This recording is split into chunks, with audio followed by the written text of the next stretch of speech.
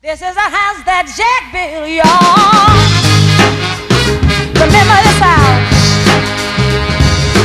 This was the land that he worked by hand. It was the dream of an upright man. When Johnny Brown left Alabama and came to Chicago in the 1960s, he went to college, earned a master's degree in education, and became a school teacher. But in 1969, his major would become business, his business. After I graduated from college, my undergraduate degree was in minored in business and majored in education. And I taught school, then I got a master's in education. And I began to be a school teacher. And one summer, after I had some free time, I decided to go into a training program with Goodyear. And I never got back to teaching. Implanted in him by his father, Johnny Brown was taught, if you want to succeed in life, you need to own your own business, a philosophy the entire Brown family lives by. He always preached, that was his program, that once you get out of high school, go to college, and you know, at that time everybody said, well, you got to have a degree, and this is what he pushed. And once you made that decision to go to college and get out, then his thing was that you should work for yourself. And believe it or not, out of all my brothers and sisters, all of us in our own business. Not one of us worked for corporate America. Johnny Brown's twin sons, Johnny Jr. and Joshua, started working with their father and wanted to take part in the business. Although he was glad they were interested in his life's work, he wondered if they really knew what they were getting into. When most people think in terms of going into business for yourself, they think in terms of laying back.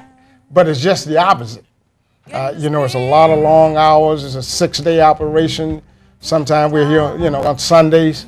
And I just didn't envision my sons wanting to do that. But Johnny kind of always hinted to me that this is something that he might want to do. And being twins, they kind of do what each other like to do. So they've gotten along. They've been together all their lives. They had many opportunities to do wrong by the three of us just living together, but they always chose to do the right thing. And I'm very proud of my sons for that. Yeah. And in the Brown family, proud fathers produce proud sons. I'm just proud of my father that he could start a business and keep it going for so many years, because people nowadays, they go into business, but they don't really know what they're doing, so it backfires. And they just actually put themselves in a situation where they can't handle it. And he's obviously handled it for 33 years now. The plus in being an entrepreneur is to be able to pass the torch. And if you could do that, you don't have to pick up.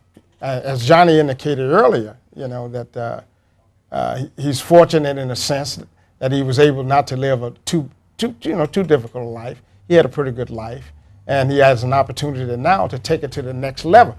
And I do believe that my sons Johnny and Joshua would take this business to another level. To give you an example, we've been doing tires, selling mag wheels, doing full service for 30-some years. When Johnny graduated from college, he approached me, he said, Dad, he said, the one thing that we're not doing, we can get more customers if we start a towing business. Now, this was his idea. It was not my idea. He said, we start a towing business, we can get not only tow for other people, but we can get more customers. When their cars break down, they can call and we tow them in. So I believe with the learning that they have gotten from me, and I think they'll add another dimension and take it to a whole totally different level.